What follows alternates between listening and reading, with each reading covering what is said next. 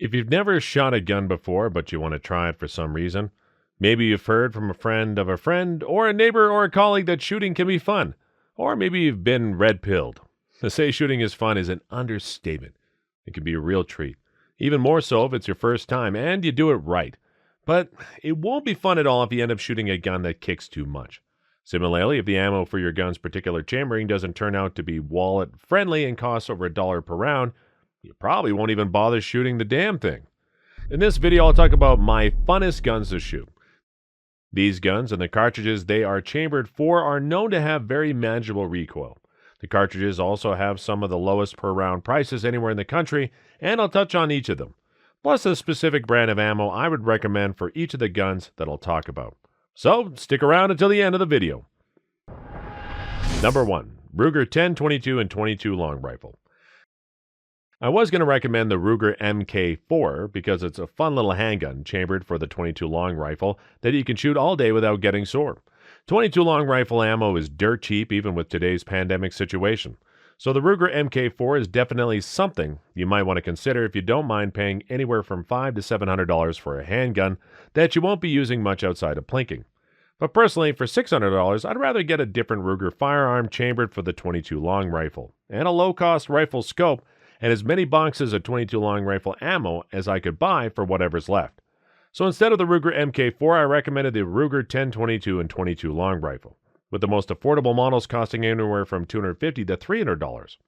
Originally released in 1964, the Ruger 1022 is quite old, but the fact that it's been with us for so long, despite having a ton of competitors in the semi-automatic 22 long rifle landscape, is a testament to just how good of a firearm it is. In fact, despite the 22 long rifle being the only chambering available for the Ruger 1022, it's one of the most popular rifles in the country today. The Ruger 1022 originally had more than a few different variants, each having a different rimfire cartridge chambering, but since 2016, the company has stopped producing most of these. Today, the only models being produced are ones chambered in 22 long rifle.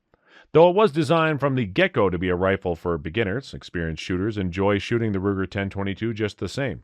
It's a semi-automatic rifle, which if you didn't know, means you fire one shot every time you pull the trigger. The Ruger 1022 uses a simple blowback action. The Ruger 1022 is a rifle with a well-deserved reputation for reliability, despite the fact that it was designed to be a budget rifle, with its receiver and trigger guard using Ruger's investment casting. The greatest contributing factor to its reliability, according to pundits, is the way its factory 10-shot steel magazine was designed. The Ruger 1022's magazine is a rotary type that uses machine steel lips, which guarantees reliable feeding of practically any brand of ammo, except maybe for some Remington ammo.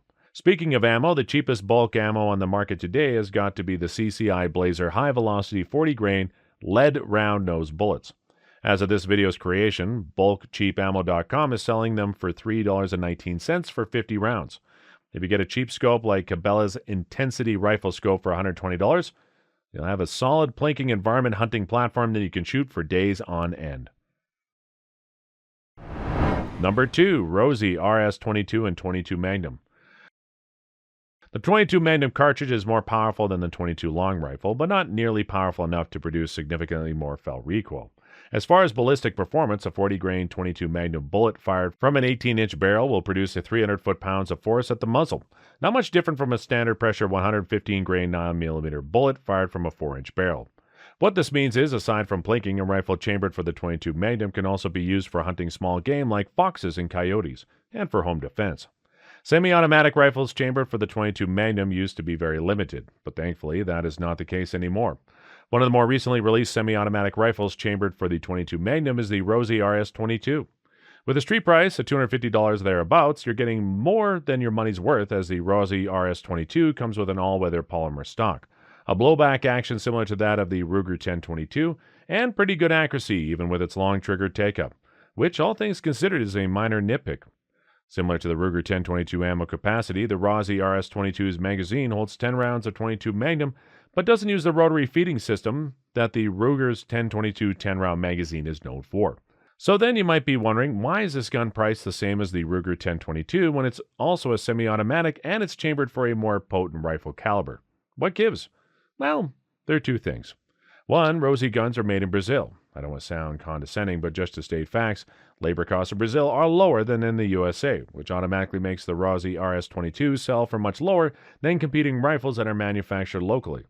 2, a Rossi will never be as good as Ruger, if we're just talking quality, fit and finish, and durability. For $250 brand new, you'd be hard-pressed to find a semi-automatic rifle chambered for the .22 Magnum that requires little maintenance and has respectable accuracy like the Rossi RS-22. As for ammo, I would recommend the Armscore 40-grain jacketed hollow points. A box of 50 is priced at $11.30, which translates to 23 cents per round. You can head on over to caliberarmory.com. Hopefully they still have some in stock by the time this video is uploaded. Number 3, Caltech Sub 2000 and 9mm. Let's talk about pistol caliber carbines for a second.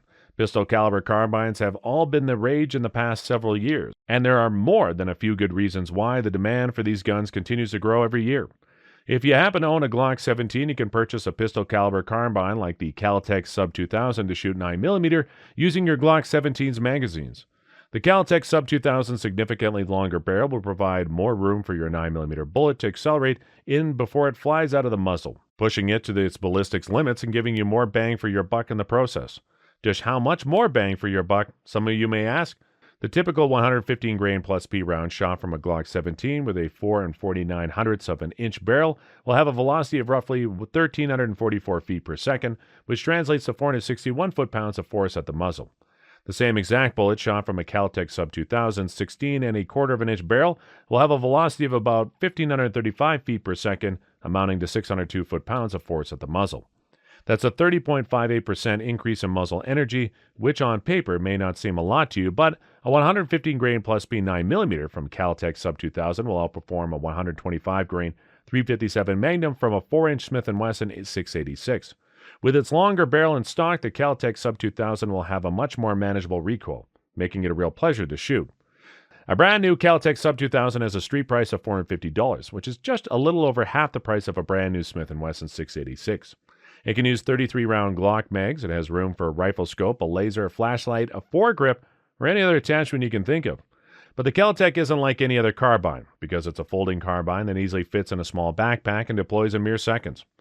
The Caltech Sub 2000 is unique in that it's a foldable pistol caliber carbine and is available in either 9mm or 40 Smith & Wesson.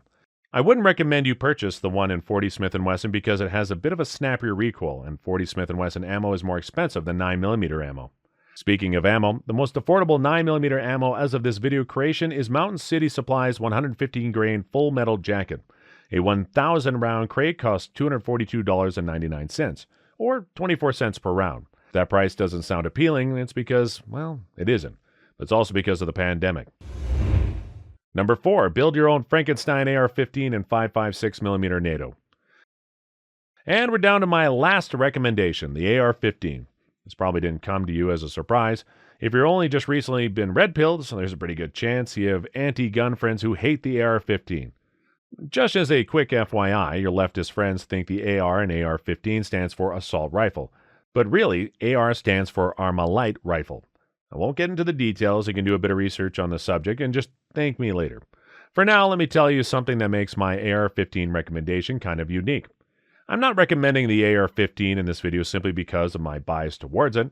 I'm recommending it because besides the platform having a reputation for reliability, modularity, and mild recoil, it also chambers and shoots the .223 Remington.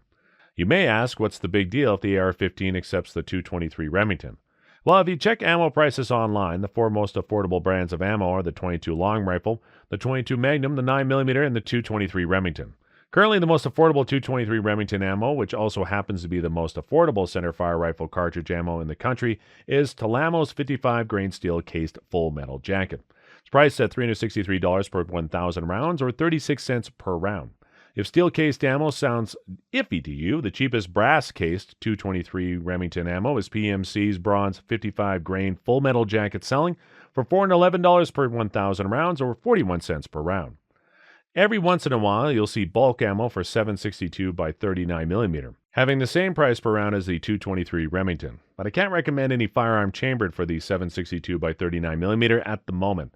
Bolt-action rifles, in my opinion, are too slow to be fun. Prices at Kalashnikov semi-automatic rifles have skyrocketed since the pandemic struck America in 2020. Going back to why I recommend the AR-15 and 5.56mm NATO, besides the fact that the 223 Remington ammo is the cheapest out of all centerfire rifle cartridges at the moment, you can also build yourself an AR-15 for really cheap. You may need to do a bit of research, maybe watch a few AR build guide videos online and do your due diligence before purchasing the required parts, but building a brand new Frankenstein AR-15 for less than $400 is not beyond the realms of possibility. And if you just can't be bothered building it yourself, the cheapest mil-spec AR-15 from Radical Firearms is selling for only $565 brand new. And that's it for my list of the funnest guns to shoot. If there were other firearms you would have wanted me to include in this video, feel free to let me know by commenting down below. Please like, share, and subscribe, and click on the little bell icon so you don't miss out on any new content. And as always, thanks for watching.